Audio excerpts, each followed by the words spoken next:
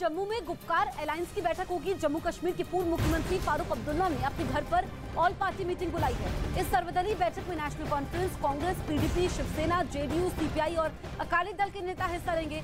Gupkar alliance की यह बैठक आज दोपहर 3 बजे से जम्मू में होगी। इस बैठक में अनुच्छेद 370 की समाप्ति, जम्मू कश्मीर को फिर से राज्य का दर्जा और बाहरी राज्यों के वोटरों पर आपत्ति जैसे मुद्दे शामिल रहेंगे। तो दोपहर 3 बजे ये बैठक शुरू होने वाली है। गुपकार अलायंस की जम्मू में ही ये बैठक होगी। आपको बता दें कि इस गठबंधन के सभी दल इस बैठक में शामिल होंगे। इस बीच बिहार में निकाय चुनाव की तारीखों का ऐलान हो गया। बिहार में चुनाव आयोग ने 2 चरणों में नगर निकाय चुनाव करवाने का ऐलान किया। ये वोटिंग 10 और 20 अक्टूबर को होगी। भोपाल में सीएम शिवराज सिंह चौहान अपने परिवार के साथ गणपति विसर्जन कार्यक्रम में शामिल हुए। 16 सितंबर से शुरू हो रही लेजेंड्स लीग के लिए लालचंद राजपूत को भीलवाड़ा किंग्स टीम का मुख्य कोच बनाया गया।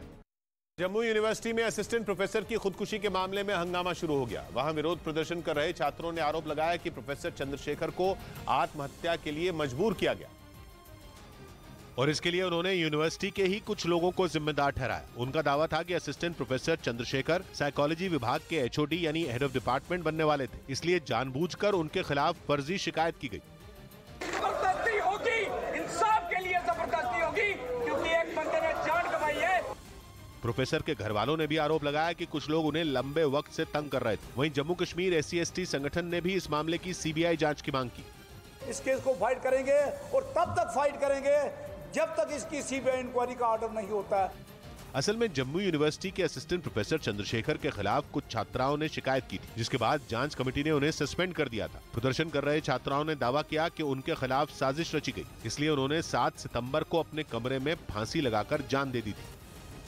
कभी नीतीश के सहयोगी रहे चुनावी रणनीतिकार प्रशांत किशोर ने नीतीश पर बड़ा तंज कसा है। प्रशांत किशोर ने नीतीश को कुर्सी से चिपकने वाला नेता कह दिया। आरजेडी के साथ सरकार बनाने को लेकर प्रशांत किशोर ने कहा कि अगर उनसे फेविकॉल कंपनी के लोग मिलेंगे तो वो उनसे कहेंगे कि नीतीश कुमार को अपना ब्रांड एम्बेसडर बना ले। प्रशांत ने कहा कि किसी की भी सरकार हो लेकिन वो कुर्सी से चिपके हुए रहते हैं। इतना ही नहीं, प्रशांत किशोर ने यह भी कहा कि 1 महीने पहले तक पीएम मोदी को 90 डिग्री तक झुककर प्रणाम करने वाले नीतीश किसी को बीजेपी की बी टीम कह रहे हैं तो वो इस पर हंसे या रोएं।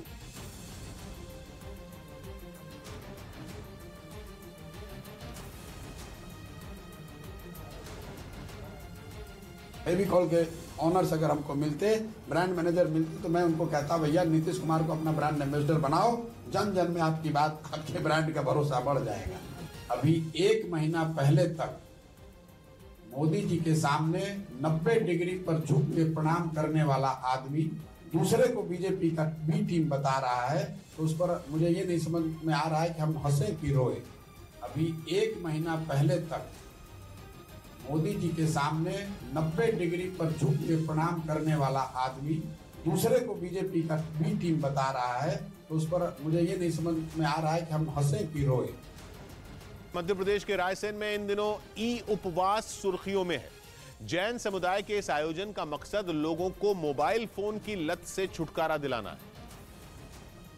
और जिस तरह उपवास के दौरान लोग भोजन से दूरी बनाते हैं, उसी तरह उपवास में शामिल होने के लिए लोगों ने अपने मोबाइल फोन त्यागने का संकल्प लिया, जिसके लिए उन्होंने अपने मोबाइल फोन मंदिर में जमा करवा दिए। बताया गया कि 300 महिलाओं और 100 बच्चों समेत करीब 1000 लोग उपवास में शामिल हुए, जिनमें 600 लोगों ने 24 घंटे तक मोबाइल फोन और दूसरे इलेक्ट्रॉनिक गैजेट से दूर रहने का फैसला किया, जबकि 400 लोगों ने पूरे 10 दिन तक मोबाइल फोन मंदिर में जमा करवाए। मोबाइल का हम लोगों ने, सभी लोगों ने त्याग किया है, जिसमें हमारे 100 छोटे छोटे बच्चे भी हैं। असल में मोबाइल की लत ऐसी समस्या बन चुकी है जिसकी मार से बच्चे भी अछूते नहीं हैं, इसीलिए वो भी बढ़ चढ़कर इस मुहिम में शामिल हुए।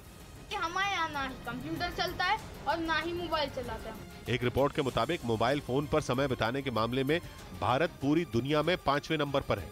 और मोबाइल फोन की ये लत एक बीमारी बन चुकी है जिसे नोमोफोबिया कहा जाता है, जिसमें मोबाइल फोन नहीं मिलने पर घबराहट होने लगती है या बार बार कॉल आने का अभ्यास होता है, और कई बार ऐसा लगता है कि मोबाइल की घंटी बज रही है जबकि ये सिर्फ कल्पना होती है।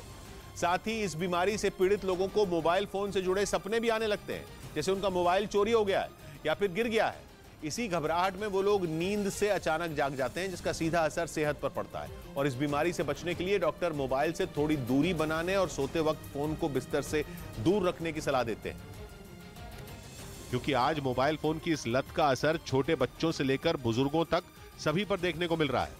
हालत यह हो चुकी है कि लोग एक तरह से मोबाइल फोन के गुलाम बन चुके हैं और उसके बिना एक पल के लिए भी नहीं रह पा रहे हैं। सोने से पहले या उठने के तुरंत बाद, दफ्तर में हो या घर पर, मैदान में हो या सिनेमा में या कहीं पार्टी कर रहे हो, लेकिन ध्यान हर वक्त मोबाइल फोन पर ही रहता है। अगर मोबाइल फोन न हो तो बेचैनी हो जाती है और ऐसे में चाहकर भी लोग इसे अपने से दूर नहीं रख पाते। गेम और वेब सीरीज के चस्के ने तो इस समस्या को और भी गंभीर बना दिया है, जिसके लिए लोग घंटों तक लगातार मोबाइल फोन से चिपके रहते हैं। उधर यूपी के उन्नाव में गणपति विसर्जन के दौरान हादसा हो गया। यूपी के उन्नाव में गणपति विसर्जन के दौरान 2 बच्चों की गंगा नदी में डूबने से मौत हो गई, जबकि 3 बच्चे लापता हो गए। उत्तराखंड के ऋषिकेश में एक कार के खाई में गिरने से 3 यात्रियों की मौत हो गई। खबर है कि ऑस्ट्रेलिया के कप्तान एरॉन फिंच जल्द वनडे से संन्यास लेने का ऐलान कर सकते हैं। मूसलाधार बारिश और नदियों में उफान की मार को देश के कई राज्य झेल रहे हैं। मध्य प्रदेश हो, आंध्र प्रदेश, गुजरात या फिर बेंगलुरु, सभी राज्यों में आसमानी आफत मुसीबत का सबब बनी हुई है। कहीं उफनती नदी के बीचों बीच लोग फंस गए तो कहीं शहर भर में जल जमाव के हालात हो गए हैं, जिससे स्थिति खराब है। कहीं नदियों का जलस्तर बढ़ने से निचले इलाकों में बाढ़ का खतरा मंडरा रहा है।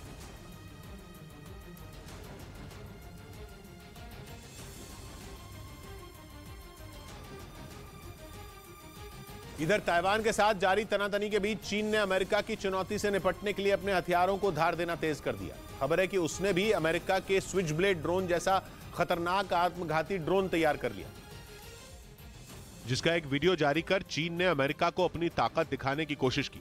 और चीन ने जो वीडियो जारी किया उसमें FH-901 ड्रोन एक टैंक को निशाना बनाता नजर आया, जिसके सटीक हमले में जमीन पर मौजूद टैंक पूरी तरह तबाह हो गया।